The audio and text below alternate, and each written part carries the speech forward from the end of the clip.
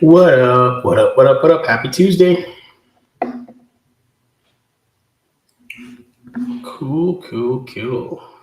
How's everybody doing today? Cool. Let's see. So today actually is my 24th episode. So next week we will be at 25. That's pretty impressive. Well, consistency.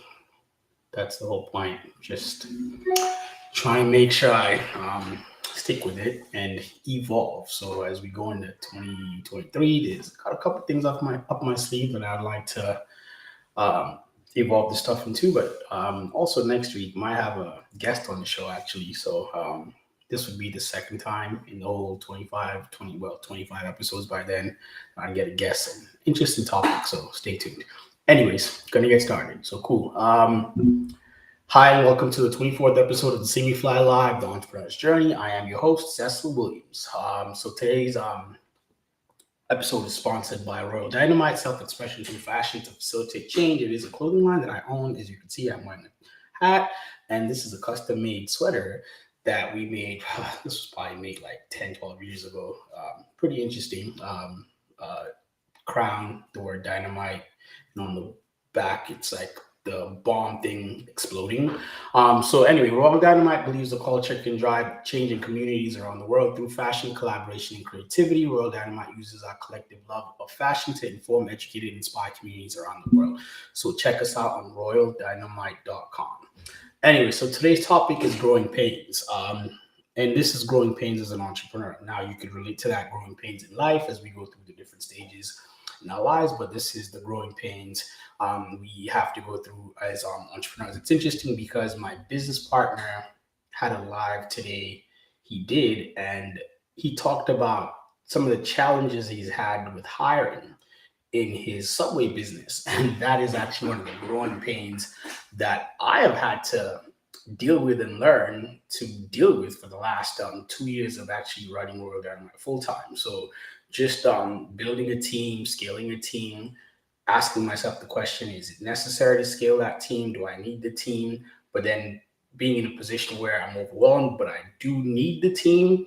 And then you scale, and then you have to have things in place, standard operating procedures to make sure everybody knows what they're doing, making sure people are capable of doing what you ask them to do, just a whole bunch of stuff. So we're going to get into that and talk about that today, or a little bit of that. But normally I'd like to read you some quotes, talk about it, and get into some talking points, and always leave you with um, pointers for you to help you handle whatever situation or topic we're discussing. So in this case, how to handle growth and growing pains in your business.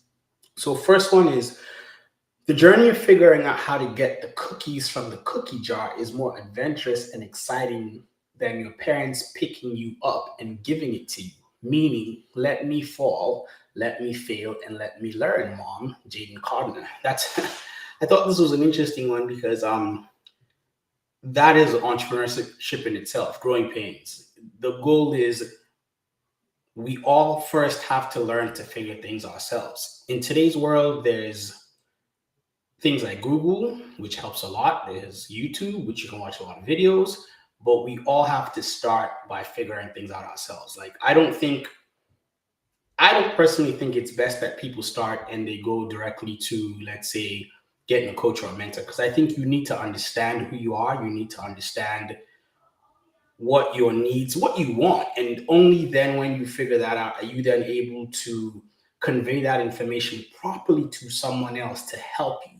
Because if you don't know what you're trying to figure out, if you don't know what you're trying to accomplish, then you're wasting time, resources, and mostly financial resources, and most importantly, time. So you need to kind of fall, you need to stumble along the way and figure things out. Otherwise, you never develop your affinity, especially for taking risks. You'll never have the curiosity to seek knowledge. You'll never know what questions to ask. You're never going to know what you need. So I think you need to like dive in and I'll tell a story that actually happens, and this is something that happens with a lot of entrepreneurs in regards to a lot of growing pains. But I'll read the next one. Growth is painful. Change is painful, but nothing is as painful as staying stuck where you do not belong. And that is so true because I think as an entrepreneur, you want growth. You want to get to the next level. You want to grow successfully, and the benchmarks are growing your business. And within growing your business, you are trying to grow your revenue. You are trying to scale. You're trying to hire more people if there's a need for it. You are trying to automate processes to simplify your life or just make things easier, which is part of scaling. So that process can be very painful. If anybody tells you, "Oh, I figured it all out," I mean, I always say, let me know where they live so they can figure it out for me.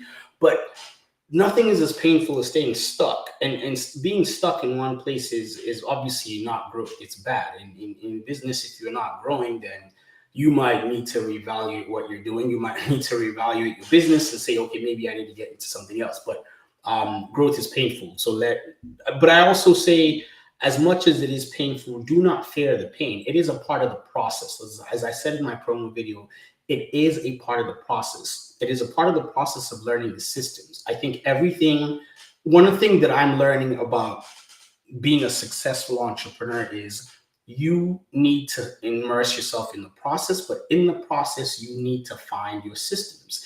And when you find those systems, you need to replicate them. So I've always said within my business, within Royal Dynamite, we had these what I call micro successes. And the reason I always call them micro successes is because when they happened, we thought they were flukes. And we knew, I always said, whoa, we've done this, we need to replicate it. But where growth happens is when it was a painful experience maybe to figure out everything to get to that point, and then you do something and then it succeeds and you don't repeat it, you don't replicate it, you don't normalize it, you don't standardize it, and then you have growing pains. So that's why I always say they were micro successes, because I do think if we ever took those successes and just standardize them and repeated them, and you can add on to it, you can tweak it, but the core of what that particular procedure or success was needs to just be replicated. So therefore you are not stagnant.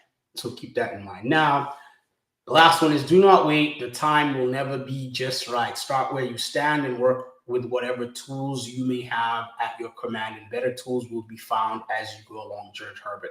This is so true. You can't stay stagnant. You have to keep moving. And I'll explain a specific situation recently, this last week, that got us caught up. So the business was trying to acquire a vehicle. And in the process of trying to do that, everything was fine. Everything was going smooth. The bank, and this was with Tesla, the bank, everybody was doing things fine. They give you your notifications and all that stuff. And then the business is registered in the state of California. And then and we get a call from Tesla 3 days before we're supposed to pick up the car saying, hey, you cannot pick up this car because the business is registered in the state of California and the principal address is in the state of California.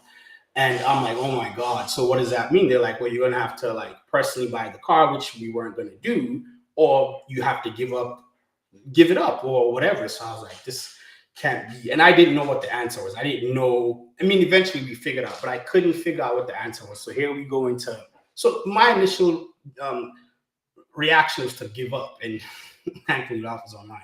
My initial reaction was to give up. I said, okay, let's just figure this stuff out and we will come back and do this. And Ralph said to me, no, let's just dive in. And this is where it goes back to, there's never a right time. Let's just dive in. Let's just figure this stuff out. So we get into and this is what always happens. It's either or, but most of the time him telling me, let's just dive in. And that's why it makes a good partnership. So we started, calling people, calling accountants, going on Google and trying to figure all this stuff out. And eventually in the last hour we did, and we're able to make sure we could change the principal address and for people trying to figure this out. So the business was registered and started about 13 years ago in the state of California. So yes, the business was started, but it doesn't mean that because you have your business started in one place, that's where the principal address has to be. So think of companies like Google or whatever. They have headquarters in different parts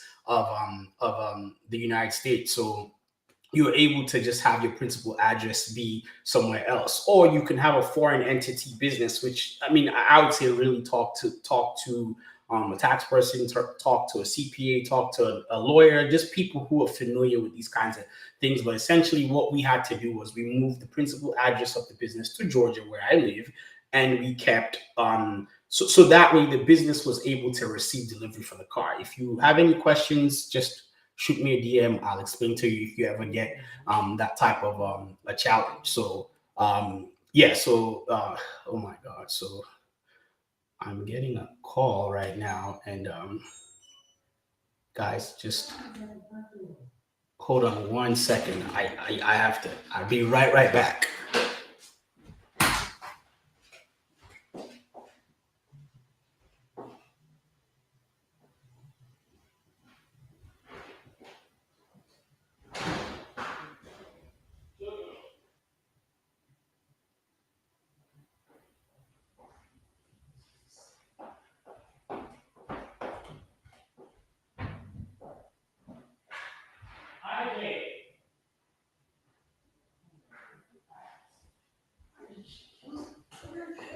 Hold on.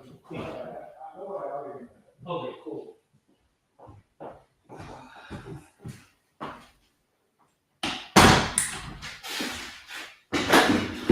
Super sorry. Anyways, this is the second time stuff like this happens. I apologize. I'm back real quick. Anyway, so we were able to figure this stuff out, and like Ralph said, where there's a way, there's a will. So we were able to figure this stuff out, and ultimately we were able to overcome. So we didn't wait. We weren't just saying, well, we're going to wait for the right time, because sometimes if you do wait for the right time, you're not going to get it right. So think about that. Growing pains. And I think one of the things we always have to understand with growing pains is time will pass us by. So you might as well do the work and evolve. That is one thing that I've learned, and I keep talking, reminding myself over and over. I mean, over and over every day. Time will pass you by. So do the work. I mean, it's funny because I was listening to something today about real estate investing, and a couple years ago, I'm still in the process, but got into getting a coach and trying to invest in multifamily real estate. And one of the things that I had to do was figure out how to analyze properties. And this was multifamily property. And there's a whole spreadsheet and things that are like, I'm not going to say complicated, but you have to understand what you're doing, because there's certain metrics, there's certain things you have to look for. And I wasn't very fond of it, but I had to figure that process out. And over time, you can kind of say, not being consistent, I gave up. And I would go back into it every so often, and I'd have to sharpen the skill again. I'd forget and that type of stuff. And I was listening to a video today of John Casman and Rod Cliff. These are two real estate big people in multifamily space. And Rod Cliff said, when people tend to give up with these kinds of things, what they need to do is they cannot see what they're doing as a zero, because ultimately they are perfecting a skill, they're sharpening a skill. And ultimately, they just need to continue to do that until they can figure out the other pieces. The other pieces could be, yes, picking up other skills, or the other pieces can also be finding the right partners, finding the right people, opportunity, the right timing, and all that type of stuff. So just don't give up because you don't like a piece of it, because you don't want to be consistent, because ultimately, what if the opportunity comes for you to do something and your skill is not as sharp? You're not in the right position to be able to execute on that stuff. So it kind of got me thinking. I'm like, interesting. And if you kind of think about this, that's why I was saying when I do these lives, my consistency is to be there every week regardless. So the goal is to improve my communication skills. The goal is to build a media empire. The goal is to do things. So my job is to show up. My job is to put this stuff out there, put the information out there, and then go back and review and see what I'm doing to see if that makes sense or if it doesn't. So, but yeah, so those are some of the things. But another thing about growing pains that I want her to talk about, that a lot of people, I'm not gonna say people don't talk about it, but these are just some of the things that I don't think get put out there in this glorified entrepreneurial life, is figuring things out, burnout. I mean, part of growing pains is burnout. Like, people put in a lot of work on the back end, and they have to wipe the tears off their face, do whatever they do to come, in this case, present yourself, because there are days where you are just tired. You are just tired of figuring things out. You're just burnt out. Like, because I mean, this is not the entrepreneur. You're dedicating. I mean, it's funny because they say people give up their 40 hours a week to become entrepreneurs to put in more hours. And sometimes it is that way when you're in the start, when you're trying to figure out. Now, as you get better, as you create systems, as you create standard operating procedures, as you create processes, I think you become more efficient. Or as you automate processes, you become more efficient, and therefore you do not have to spend as much time in your business if you're diving deep into that one business. Now, if you want to be a solo entrepreneur, then maybe you have to do a lot more things because you're like multitasking every day, you're doing a whole bunch of things. That's a different story. But if you're diving deep into one business and you become efficient in that business, then you can reduce your time. But there's true burnout because in the start, you are everything. You are your accountant, your salesperson, your customer service, your everything. You got to figure it all out. You got to deal. If you had a coach, you have to take that information in. You have to be everything to everyone, and there is serious burnout that happens. But like I said, you can't give up if this is what you truly want to do. There is what they always say. There is with every storm there is sunshine. So that's the kind of way you have to look at it. But you putting in that time and consistency, it goes back to the quote where it says, do not wait, time will never be just right. Start where you are, where you stand, and work with whatever tools you may have at your command, and better tools will be found as you go along. That part is important. As you put in time, people will recognize your hard work and what you're doing, and the tools will present themselves as you go along. So always keep that in mind. Anyway, so yeah, another thing is hiring. I mean, we the last 2 years, to say the least, have been very challenging. I started my career when I graduated college as a recruiter. That is the people business. The people business, in my opinion, is the most difficult business anyone can ever go into because you're trying to figure out the psychology of human beings. Processes or businesses that are automated or businesses that have a lot of things to do with computing or whatever. I mean, if you even take Instagram, people say the algorithm, right? The algorithm is confusing. The algorithm will make you fit, but at least there's a system. And if you figure out how to game the system, it's just you and against that machine, and you can keep doing that over and over again. But ultimately, you have to figure that out. Now, with people can say, I mean, I'm not going to show up today to work. Then you have to fill in. I mean, it happened to us recently where the VAs I'm working with, one of them had a family issue, and you have to be sympathetic and empathetic to their situation. Now, work has to be done at the end of the day, so somebody has to replace them. And he is the person responsible for handling social media, and now everybody's scrambling. The truth is, I know how to do this stuff because I taught them how to do it, but I was a little removed from the process because you had buffers between myself and that person. So now, by the time I'm getting that information, I'm saying, okay, well, it's either we just let it go this week or we figure it out, or they say we can bring somebody else. Now that person has to figure things out. So managing these processes can be daunting, and these are all part of the growing pain. So I said, okay, fine. We figured it out. We took the L, in my opinion, because I just said, let's just not post this week. It's okay. I mean, the company's not going to die if you don't do that. It'll affect you, but that's a growing pain. When he came back, I said, you're going to record the entire process by which you organize your social media.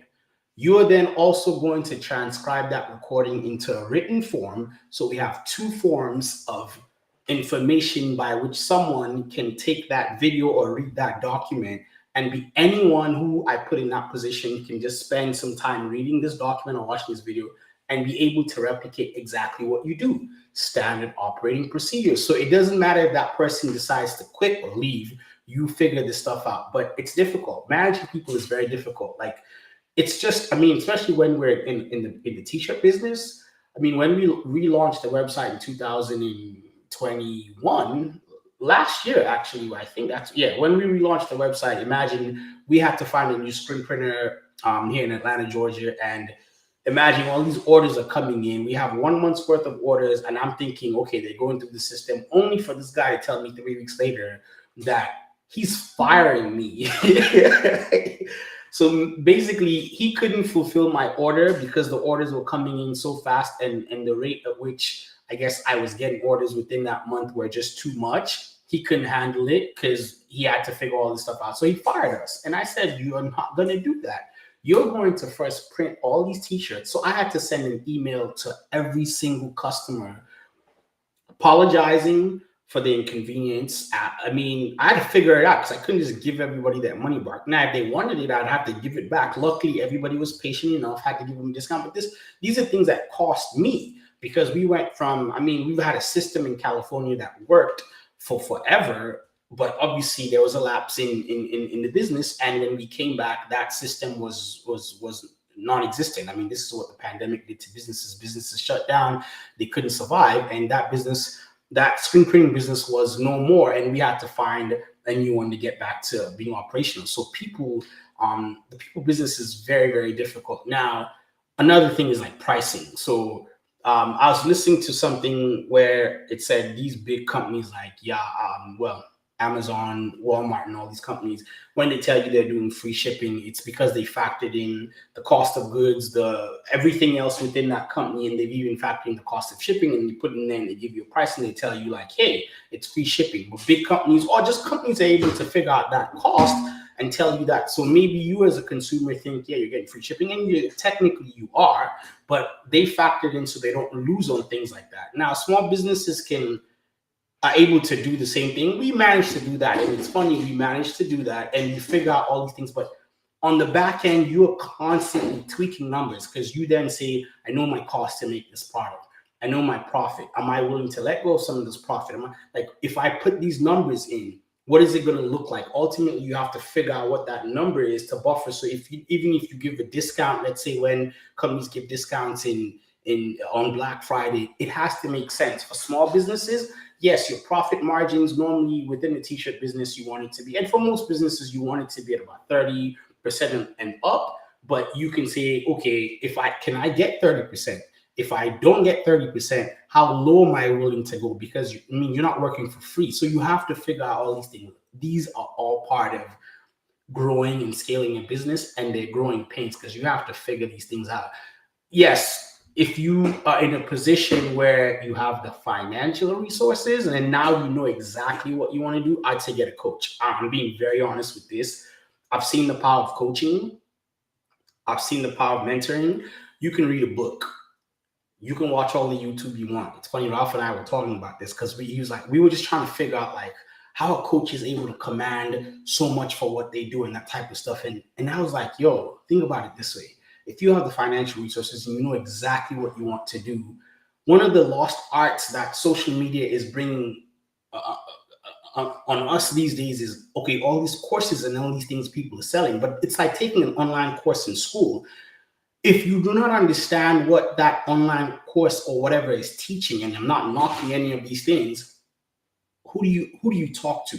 In the case of a traditional university, you go to your TA, your teaching assistant, your professor. You go to like tutors, and they will explain. I think it's becoming a lost art, but we still need people to explain to us the concepts of things. We still need people to explain to us some of the basics or high level things that might go over our head that we do not understand. So getting a coach and a mentor, in my opinion, is very, very important.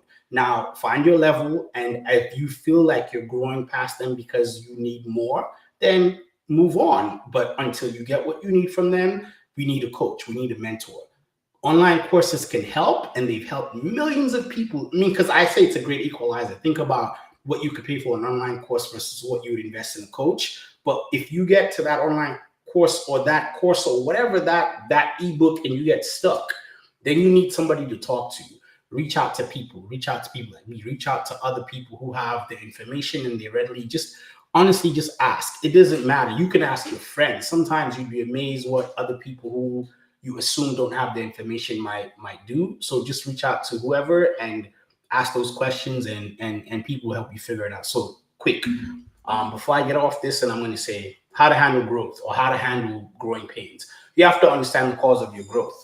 You have to understand the cause of your pain, the root cause. So why are you growing? Why is your business growing? In this case, okay, I'm selling more units. I need more. I need more staff. I need more people to help me with, because I can't do the sales anymore. You have to figure out what the root cause of your growth is. When you figure out that, you have to create systems and processes again. Like I said, your standard operating procedures. You have to like now put these things in place to make sure if you're going to outsource, if you're going to scale, if you're going to hire someone, that person needs to understand what you're doing. You have to teach them, because now as you're growing, if you're a one-man business, you have to do the things that you're supposed to be doing in one hand, and you have to train someone. So now you have to have your divided time, but it's like you're bringing down time. But when you go back to full speed, you now have you and one person. You can move on to another part of the business, whilst the person you train can move on to the parts of the business that you cannot handle anymore. But you have to make sure you have good systems and procedures in place to make sure that person hits the ground running after you've trained them. You have to choose your team wisely, because you can get people in the and these are all things, I'm speaking these things from experience, because I know the challenges we've gone to when you hire people and they just don't cut it. And the crazy thing about having worked in a business, especially for me in RD, having been doing this for 12 years, I don't know all the answers, but I know what I know, and I know it very well. So when somebody comes and they cannot match up, they cannot size up to your speed, because sometimes it's not their intelligence level or anything like that. It's just the speed at which you need to move. So, or it could be, you have to then ask yourself the question, is it me? Did I not train them properly? You cannot be biased. You cannot say, well, I know everything. And no, you have to be as unbiased as possible in order for you to, again, figure out what the root cause of your problem is, so you can quickly fix and move on. And once you figured out people, you hire people wisely, or you find partners that you can partner with.